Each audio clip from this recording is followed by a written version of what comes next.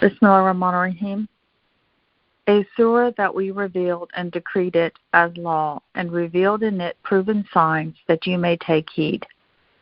The adulteress and the adulterer after the fact, you shall deliver 100 lashes to each one of the two, and do not be overcome by kindness towards the two of them. It should be according to the religion of God if you believe in God in the last day, and let a group of faithful witness their punishment.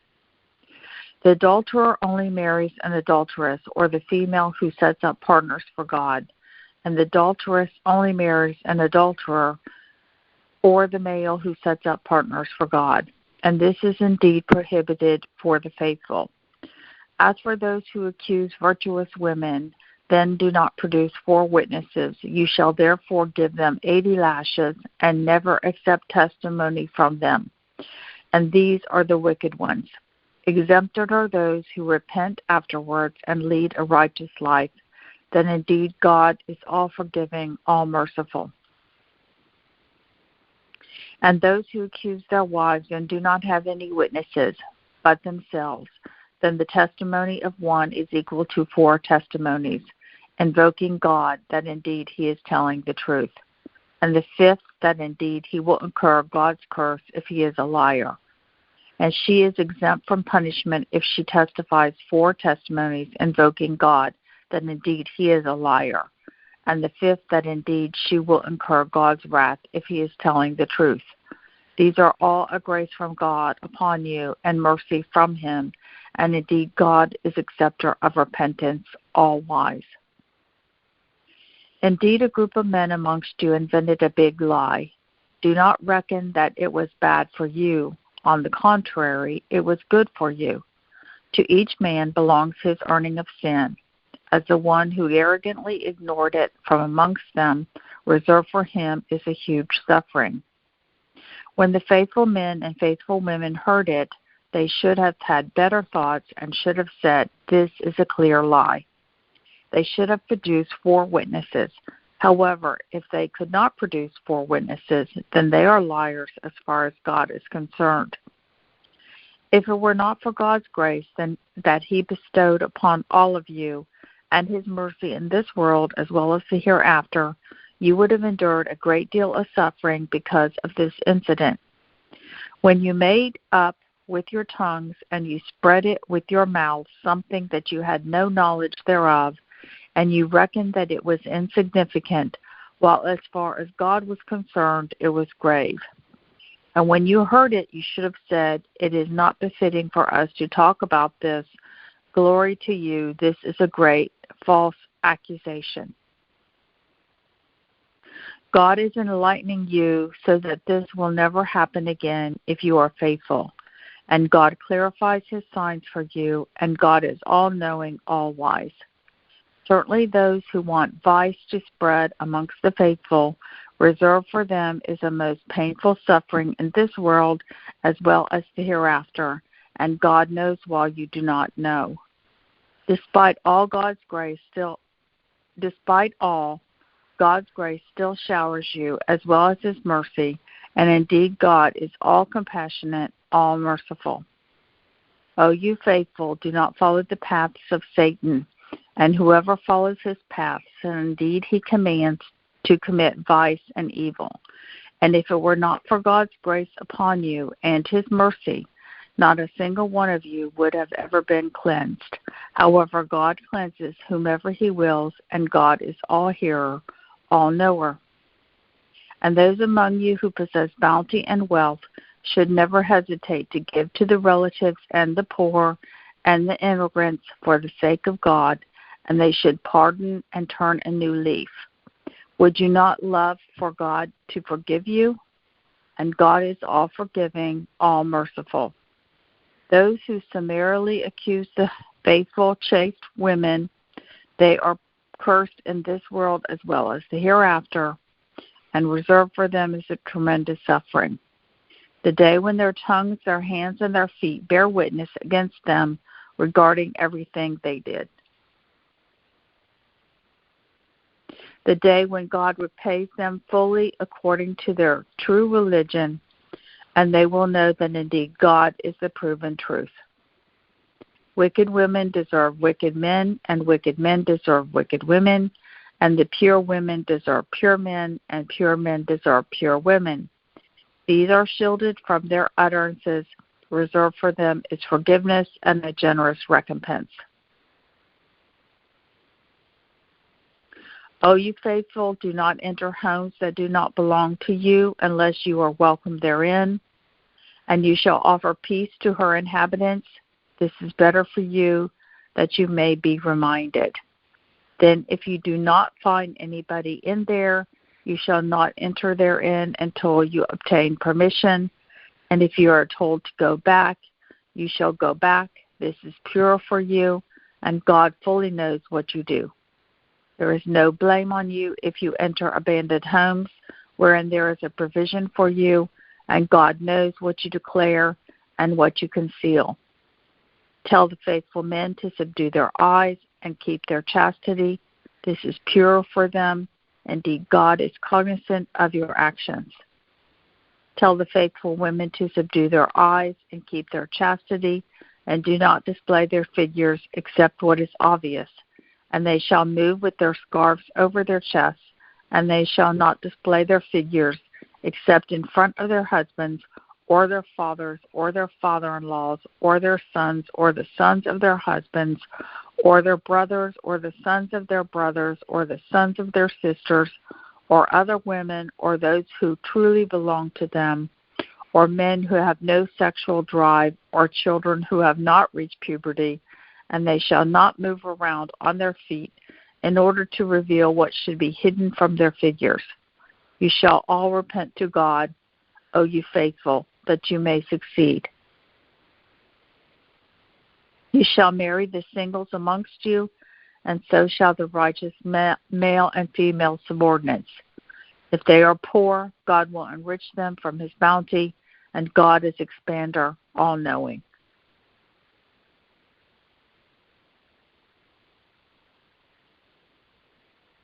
And you shall pardon the... That's it. We'll stop here. Okay, 32. So thank you, mashallah. Okay. Okay, very good. Are there any questions, comments, or observations on these verses that we just read, these 32 verses?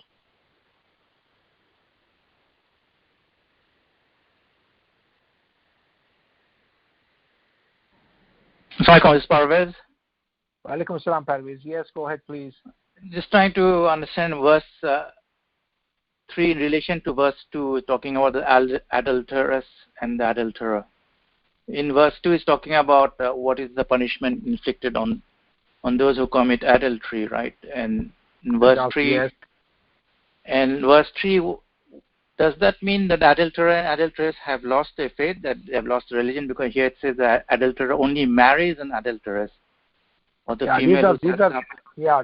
These are the people basically who commit this act in front of everybody. Mm-hmm. Okay?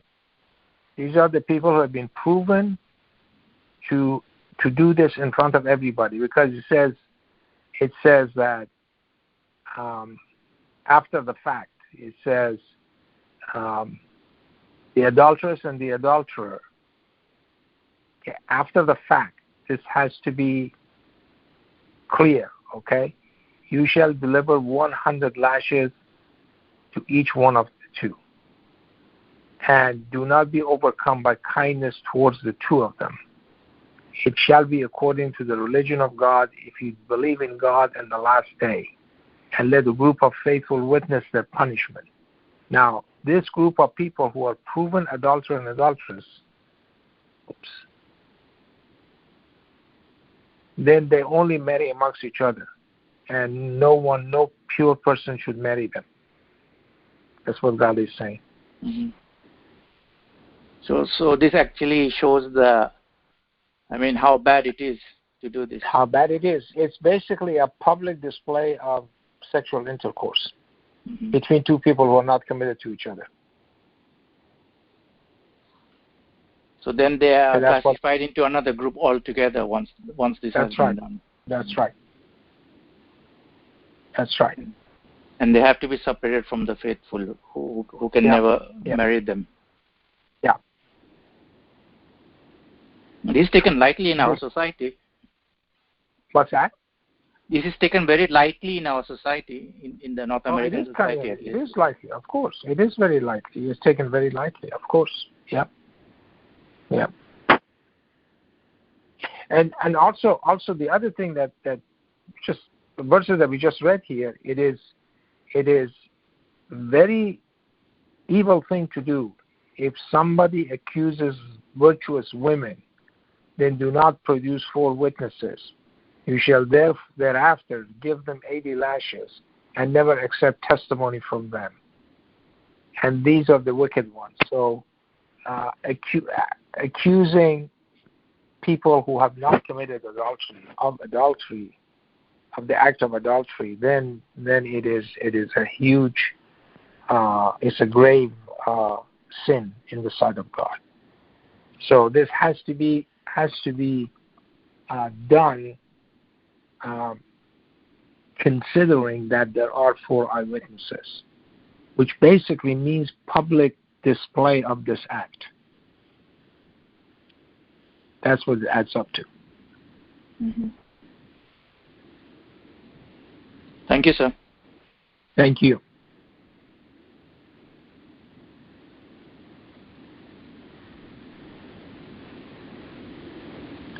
Okay, any other comments or questions or observations?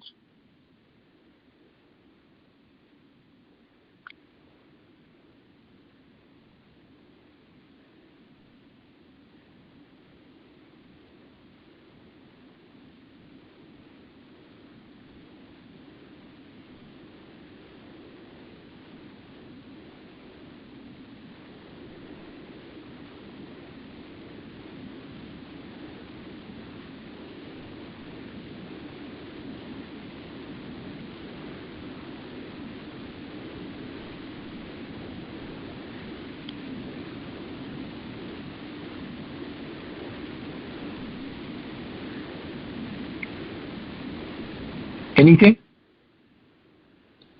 Salam, Dr. Fazely. Welcome, Salam Nishat. Yes, go ahead, please. I think this applies to men too. Like if you accuse a man of, committing adultery without witnesses, that's a bad act too, correct? Well, God doesn't say that. God says it's basically virtuous women here. Mm-hmm. Okay, so we should not extend it to that. Okay? Yes. It usually is a bias towards women in the society. Okay? So that bias exists. It's a pre-existent bias towards women that they are the guilty party in this act. Do you see what I'm saying?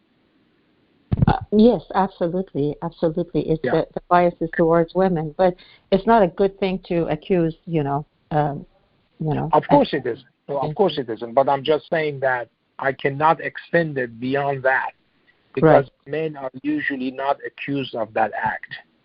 It's women. There are women who are accused of that act because they usually blame it on women, that it was her fault that this happened. It wasn't man's fault. Yes, true. Okay? Yeah. Yeah. Yes. Thank you. Thank you.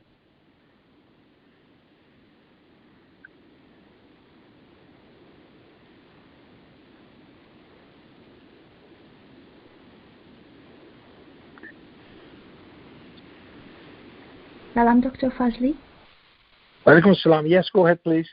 Can I ask a question about the Friday prayer? Yes, please. Okay. So thank you very much because what we read and also all the mathematics that you presented is really mind-boggling, at least to me.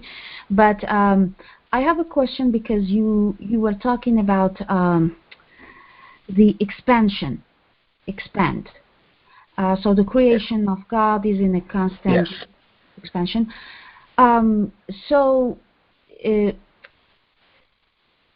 if we talk about the expansion for the human being, does it mean this is evolution? Like when God says created from embryo and all those phases until we become adults. So is this what it's all about, or are we talking about actually the change in the human being creation also expands? I mean, if I apply the concept of expansion on all God's creation and we are part of it, I just I would appreciate if you can share your input on when it comes to the human being. What does it mean exactly? Well, I think that your answer is right here. We read it tonight. Which verses? It was right here. I'm trying to find it. Just 1 second. Thank you. And I'm sorry, Dr. Fazely, I was driving and listening at the same time. Maybe I did not pay attention to... You mean right now? I mean, when Mondra started when we were doing Quran, I was driving and listening at the same time, but I might have not paid too much attention. So no, I mean, yeah. 2432 is your answer. Okay. Okay. Just read it. Okay. You shall marry the singles amongst you, and so shall the righteous male and female subordinates. If they are poor, God will enrich them from his bounty, and God is expander all-knowing. Yep. So, okay, so it's about, all right, it's at a different level of... The same thing we read today. You're right. Okay? Let me just go back to 51,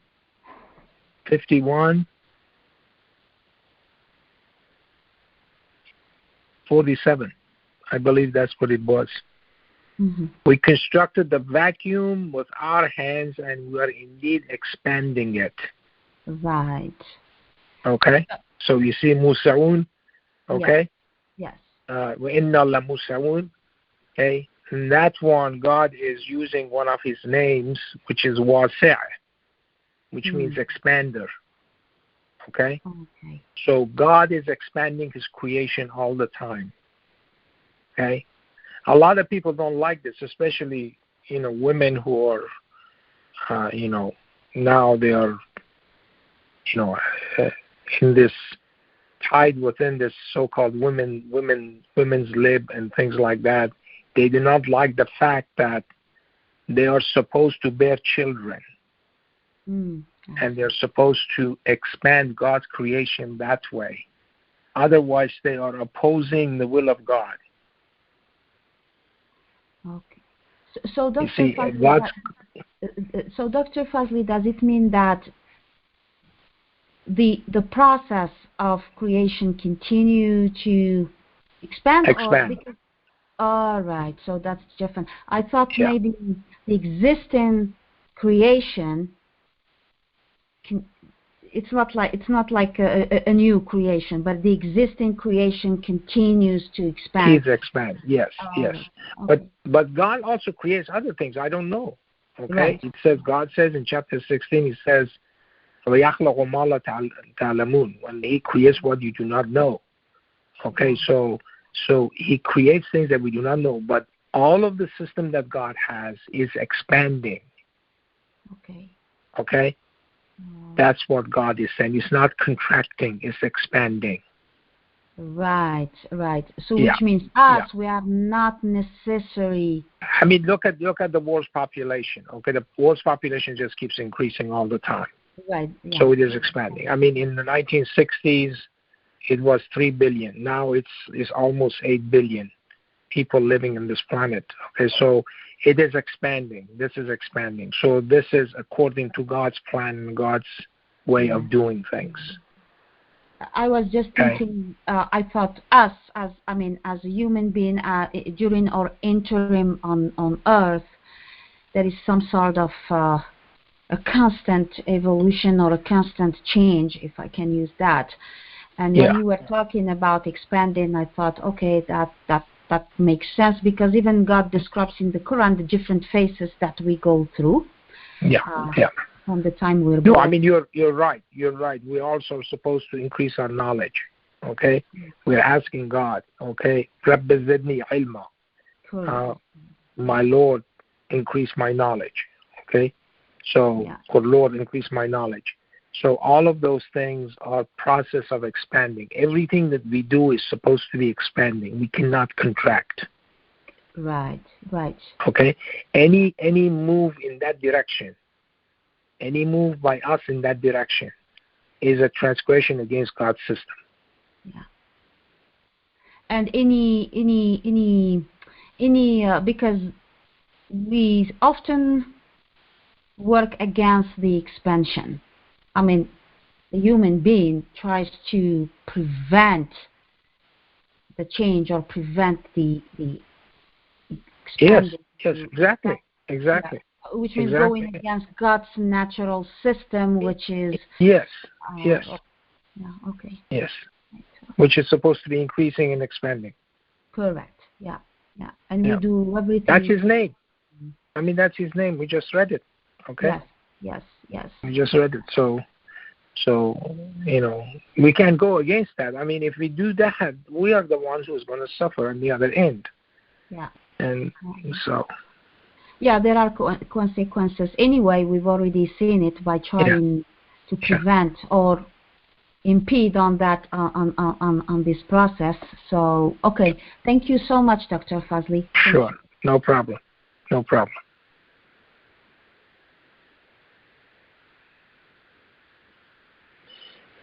Okay, any other comments or observations or discussions?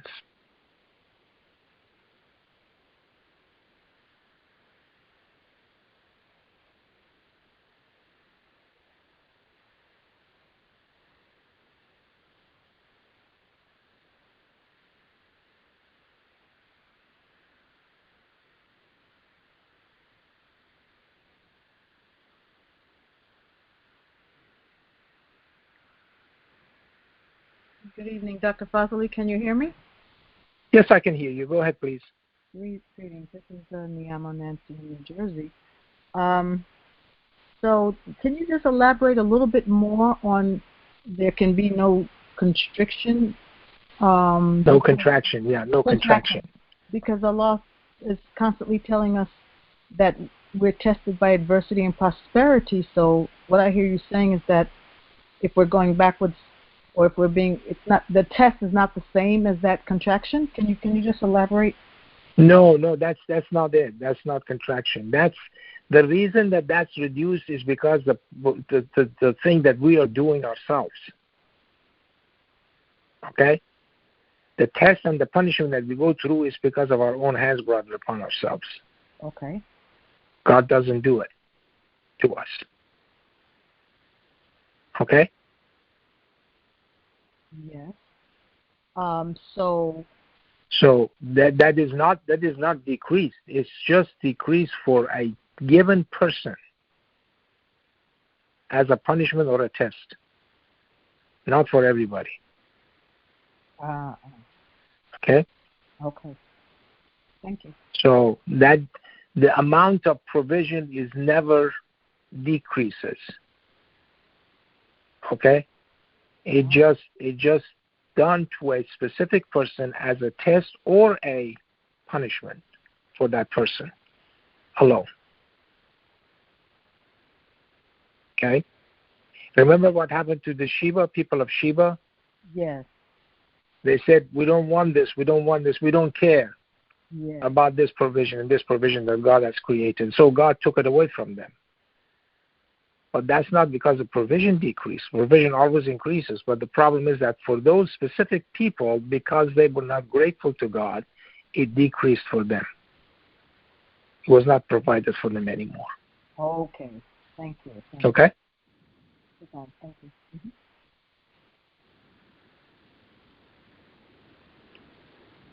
By the way, can you guys hear me well right now? Yes, we do. I'm sorry? Yes, we can. Yes, we can. Okay. Yes, can we hear me. can. Okay, very good. Very good. Okay. Okay. Salam, Dr. Fazely. Welcome, Salam Shakira. Yes, go ahead, please. Yeah, we can hear you clearly now. Okay. Can I ask? Okay. I was asking you. I was going to ask you whether like in Surah 7, God talks about, and the scales are set right on that day, then those with heavy weights are the winners. So, is the expansion? Can we compare that to the weight? Because exactly, that's also the soul. That's also the expansion of the soul. So basically, you're expanding the soul. So yes. if you're moving forward, you're expanding your soul, and by being as righteous as possible and striving as much as you can, like it says in Surah 57, it tells you those who were before the victory and strove hard, they were, they were much more, they had much more weight than the higher level. So basically, expansion is equal to a rank, and the rank is also, and weight of that person, of the soul, is all part of this. Yes, yes. The entire system is supposed to expand. This is according to God's law. Okay. Okay, that's how I understood it. So I just wanted to clarify. That is very good. No, that's exactly true. Okay. So the entire system is supposed to expand. Yeah. Thank you so much. Thank you.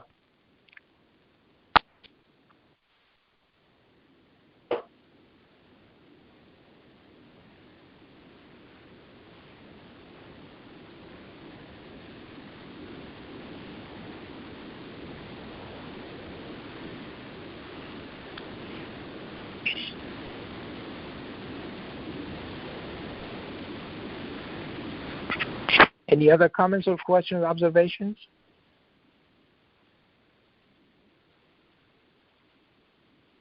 Assalamu alaikum. Alaikum salam, Mahmoud. Yes? On verse 30 and 31, God commands the believing men and women to subdue their eyes. Yes. So, the commandment is for both. Of course. And and we know that, woman has to cover head to toe, and that she has to, what about your command, oh man? You have to subdue your eyes. Yeah. And if what do you have to worry about if the woman is covered or not? Yeah. Why do you have to worry about that? Because you follow your command, which is subdue your eyes. Yeah. Well, as I said this one time, I actually alluded to these two verses, that to subdue their eyes goes well beyond just staring at women or staring at men. Yeah. It's a righteous way of using your eyes. Okay, you do not look at somebody's letter on the desk, for example, that somebody has written. That's a private thing, and read that letter. You do not look at somebody's program to steal some of ideas from that. Okay, you don't do those things. Okay, so those are subduing your eyes, and that goes both for women and men. But it goes well beyond that. And part of it, obviously, is actually that says that you should not keep gawking at women or men. In each case, is either the believers or the believing women. Yeah. Absolutely. It goes well beyond that. You subdue your eyes and use them righteously. Yes. Yes, you have to use your senses in a righteous manner. If you don't do that, then it's not, we look at the so-called Islamic world, and women are basically in tents. And called head to toe. And the reason is because they're attracting men. Yes. Well, as I said, it's usually women's fault. Oh yeah, always. So it's always women's fault. That's what I said, that verse is actually protecting women's rights. Okay? Yeah. And stop doing this. Stop accusing women of being whores, basically. Okay? And so. Assalamu alaikum. Wa alaikum salam.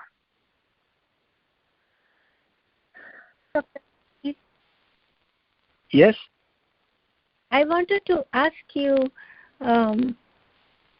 so in that same verse that Mahmoud was talking about, the liability is equally, the responsibility is equally to the man as well as to the woman. Just yes. not, he also has to dress properly. He also cannot go around naked all over the place. He needs to dress in a fashion that is appropriate. Yeah. I know it says about chastity, but part of it is in every way, mentally, morally, physically. People have to behave in a particular way to follow God's rules. Yes. Am I right? Okay. The well, other I know. question. Yeah, that is true. That is true, and that's as far as that's concerned, that they have to keep their chastity, and that's the idea, that this is pure for them. Indeed, God is cognizant and of your actions. Yeah, He knows everything that we do. Yeah.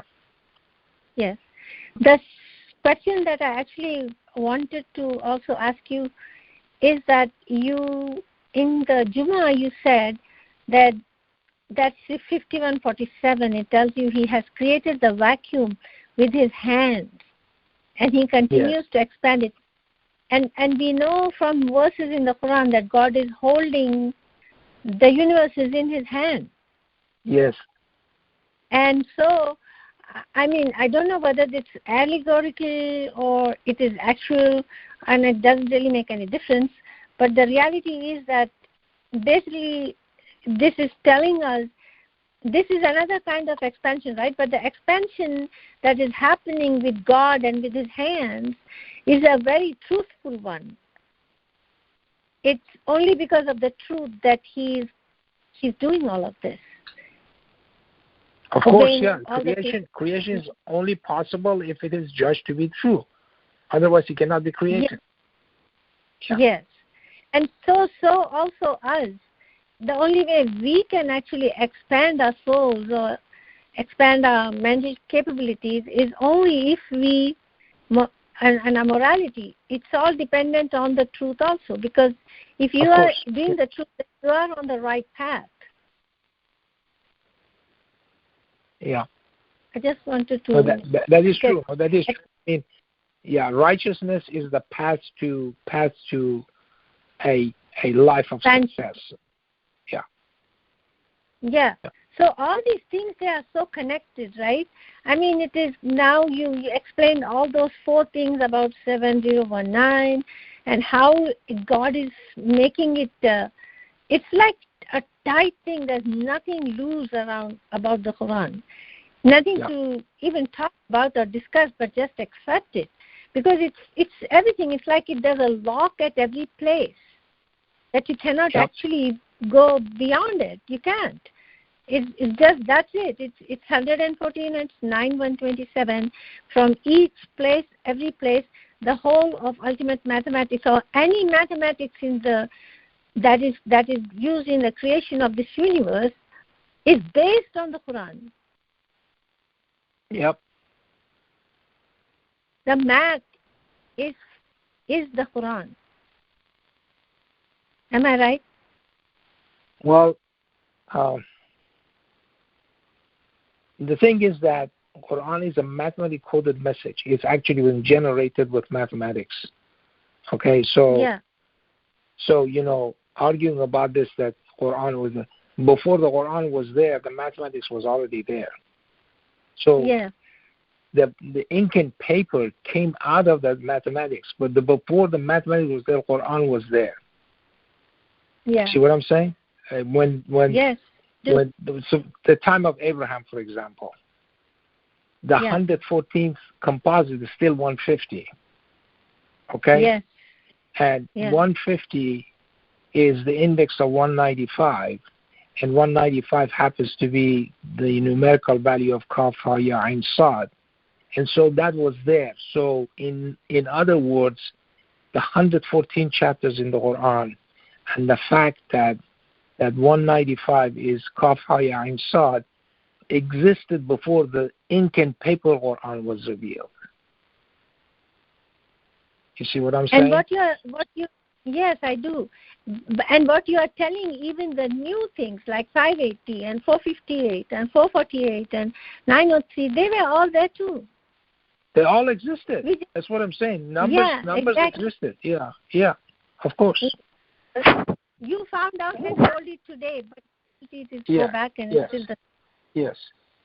So they all existed, okay? So the mere fact that 150 also happens to be the numerical value of the word Jesus is there, okay? Yes. And Jesus happens to be in chapter 19. The 19th frequency of Jesus happened to be in chapter 19 is there.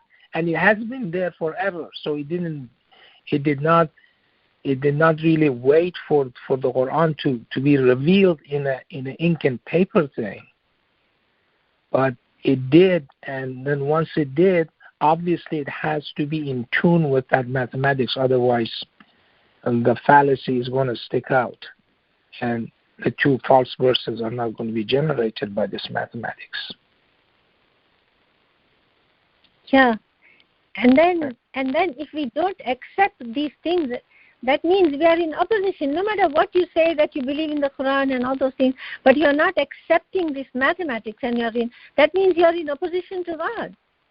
Yeah, we're basically rejecting it. You're basically rejecting the whole thing. Okay, so they ask you, for example, okay, does it actually generate the literal word of God, which is the Quran? And it does. Okay, today we saw that 114, which is 7019. 7019 actually happens to be the numerical value of 9127. Okay? And then today what we generated from those indices will either 114 or 9127. 114, 9127. 114, 9127. Okay? That means that this book, which has 114 chapters, has no other option but to have chapter 9 really having 127 verses. There's no other way. Absolutely. Yeah. There's no doubt about it. Today, it actually proves that the very thing, like all the letters, like 139, the words, that 29, and then the same thing in Surah 9, verse 127. I mean, that's really, thank God that we can really understand. Yeah. Thank you so much. Thank you.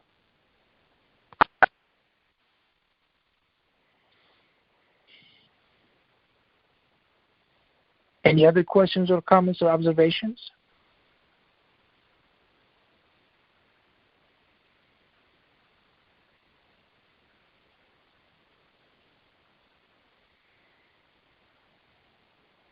This is very important, okay? 24:27, okay? You cannot, you say, oh, you faithful, okay? Oh, you faithful, do not enter homes that do not belong to you, unless you are welcome therein, and you shall offer peace to her inhabitants. This is better for you, that you may be reminded. Okay? This is a Quranic commandment. This is a commandment from God. It's telling the believers not to enter homes uninvited. Okay? A home is somebody's castle. You cannot enter in there if you're not invited. You have to be allowed and invited to go into homes. Okay? Search and seizure cannot be done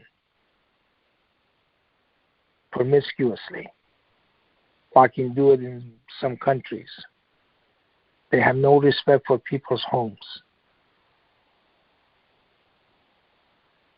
Okay?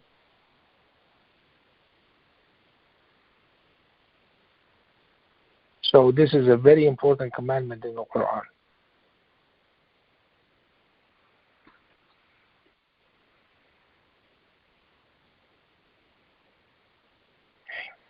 Any other comments or questions, observations, discussions? Salam, Dr. Fazely. Walaikum salam, Miriam. Yes, go ahead, please. The verse that you just read yes. About not entering people's yes. homes unless we have the permission. So this means only the homes, or it can be extended to properties, which means, like sometimes we hear about someone trespassing somebody else's properties, and then of course it escalates into some issues. So, or we stick just to buyut. Does buyut really means only home, or it might have another meaning? No, I think in this case it's home. Basically, that's a place that of residence of somebody. Okay, if for example, if you have a farm or something, and somebody walks across it, that's fine. There's no blame on that person. Okay. As a matter of fact, in that case, remember the verses from the Old Testament.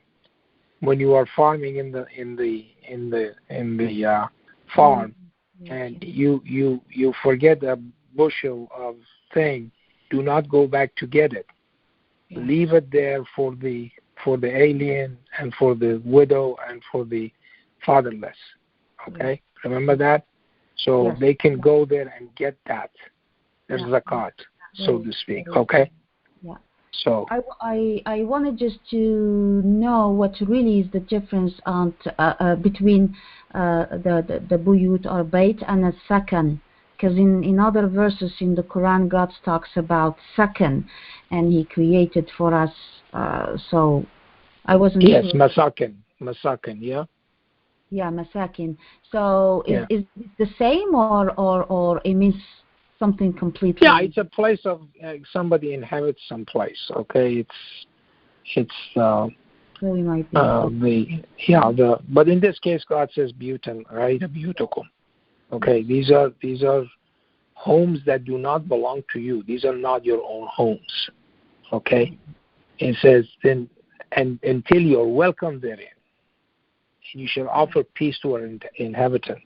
Okay, it was right before the Revolutionary War in this country. Okay, the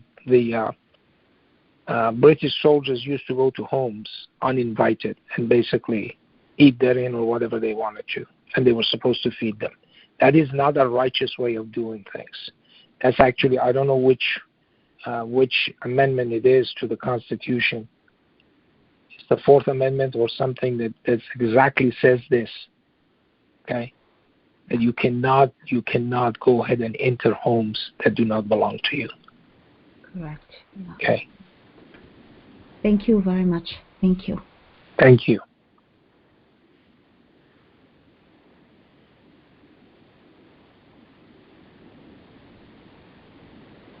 I just have a question about 9127. Yes. I mean, every time we come with this, this litmus paper test of 9127, right? And then here we see how important 1719 is according to the contents of 9127, right? Yeah. But when we read it, it does say that God has diverted their hearts, for indeed there are people who do not understand. I mean, is that what they choose to do, that they don't want to understand? Is it because of that God has diverted their heart, or is it because God knows they're evil and He will not make them understand? They make the decision themselves. Once they make the decision, God augments that decision. Mm-hmm. Okay? So you make a decision to do something wrong. Okay? God augments that way. Otherwise, the free will is gone. You don't have free will. Suppose you oppose this, and then every time you got up or something, you fell down, or you hit your head to something. Every time that happened, immediately. Okay? Then you get the message that you shouldn't do this anymore, because every time you do this, something bad happens to you immediately. Okay? Then that idea of freedom of choice is gone, because that doesn't have freedom of choice, because every time he does it, he gets banged in the head. Okay? But if that person is augmented, somehow he succeeds in some worldly fashion. Okay? Then his thing is augmented, and he has the freedom of choice to choose that way. Mm-hmm. Either way. Okay. It's strange in that verse. It says, when a surah is revealed, they look at one another. Does anyone see you? What are they thinking over here? Does anyone see you? That is, they think God does not know anything? Yeah, because they just want to sneak out. I mean, it's like telling those people who are even adding those verses, as if God is not saying that you're doing it. Yeah. I mean, this verse is. I mean, sometimes I try to keep reading. This verse too. I really understand it, because this thing pops up everywhere. I mean, it defines our nature, what we are. I mean, we choose not to understand. That's the human nature. They don't want to understand what God is trying to reveal. As I said, a lot of people like the story of the camel or the horse, okay? And that the fact that when push came to shove, Prophet Muhammad abandoned 2 eyewitnesses and just said, okay, just 1 eyewitness is enough. Today I decree this. Okay, so he changed the laws of God at that day, okay, for a trade of buying a horse or whatever, okay? And so that's his name. His name is the guy who possesses 2 eyewitnesses, okay? His testimonies, 2 testimonies, okay? So they like that better than what we are showing them. They like that better than 580, okay? Mm-hmm. Which is the index of additive prime. The isolated prime over the lonely prime 7019. They like that better than that. Okay? So let them be. It's okay. It doesn't matter. God has divided the hearts. God has divided the hearts. God will augment them that way. God will augment them that way. That the story of the horse and the camel is more important to them. It's more fundamental and more logical to them than this. They will die with that wisdom. Yeah. And today what I didn't say actually, that I didn't want to confuse people, because it was the 7019 is also called the long prime, Long. It's called the long prime. And long prime is a more complicated type of prime. And it happens to be the 350th such prime. But 350 is a compositeness index is 279. And 114.6 is 279th verse that was revealed. But verse 279, chapter 2, verse 79, it tells us that those people who added things to the Quran. Mm-hmm. So it's amazing. It's absolutely amazing. Okay? That literal structure of the Quran is displayed through these numbers. Okay? This is what I mean by generating the Quran. Okay? So it should not be taken lightly. It should not be toyed with. Let's put it that way. This is something which is very, very fundamental, and it's a very unique gift that God has given us. And this is showing us that it is every letter of the Quran is generated by the mathematics. Of course, yes. It's not verse structure or anything. The contents are there. Yeah. Yeah, we've seen that in 139, the number of letters in Al-Fatihah. Okay, we've seen that in 7019, the numerical value of 9127. We see it literally in chapter 2, verse 79. Okay, and so they're there. There's no excuse. No excuse, no. Yeah. Thank you, sir. Thank you. Anything else? Okay, if there are no more questions, let's finish for tonight, and we do our 2 Al-Fatihahs tonight, and finish for tonight, and inshallah we hear from you next week.